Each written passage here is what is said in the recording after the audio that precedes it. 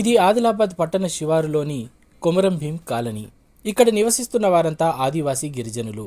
ఇళ్ల పట్టాలు, తాగునీరు తదితర కనీస వసతుల కోసం ఆ కాలనీ వాసులు పోరాడుతూనే ఉన్నారు. తమ పిల్లలను చదివించుకోవాలంటే కనీసం పక్కా పాఠశాల భవనం కూడా నోచుకోలేదు.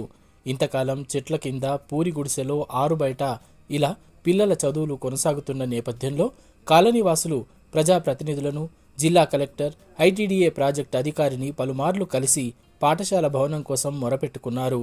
ఈ పరిస్థితుల్లో గతంలో జిల్లా ఇన్ఛార్జి మంత్రిగా ఉన్న సీతక్క అధికారులను ఒప్పించి ఈ కంటైనర్ పాఠశాల ఏర్పాటుకు అనుమతులను ఇప్పించారు.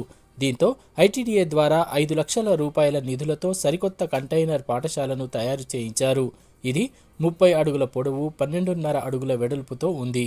లోపల 3 ఫ్యాన్లు, 6 లైట్లు వెలిగేలా విద్యుత్ సౌకర్యం కూడా కల్పించారు. ఈ కంటైనర్లో ఏర్పాటు చేసిన గిరిజన సంక్షేమ పాఠశాలను ఆదిలాబాద్ పార్లమెంటు సభ్యుడు జి నగేష్ స్థానిక ఎమ్మెల్యే పాయల శంకర్తో కలిసి ప్రారంభించారు. ఈ కంటైనర్ పాఠశాల ఏర్పాటుతో తమకు కొంత ఉపశమనం లభించినట్లయిందని ఇక్కడ ఉపాధ్యాయురాలుగా విధులు నిర్వహిస్తున్న దేవత అన్నారు.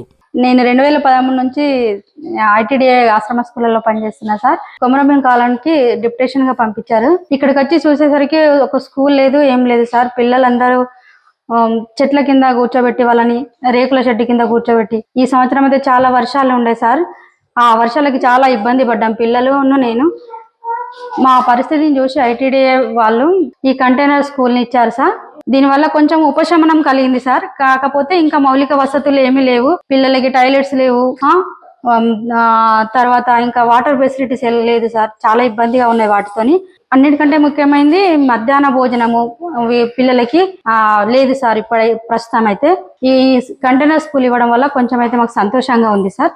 శాశ్వతమైన పక్కా భవనాన్ని మంజూరు చేసి విద్యార్థులకు మరుగుదొడ్లు, తాగునీరు, మధ్యాహ్న భోజనం వంటి కనీస మౌలిక సదుపాయాలను కల్పించాలని ప్రభుత్వానికి ఆమె విజ్ఞప్తి చేశారు. ఈ కంటైనర్ పాఠశాలలో 1-2 తరగతులకు సంబంధించి 20 మంది విద్యార్థులు చదువుకుంటున్నారు. మామిడిగూడ ఆశ్రమ పాఠశాలలో పనిచేస్తున్న ఓ ఉపాధ్యాయురాలిని ఇక్కడ డిప్యుటేషన్పై నియమించారు.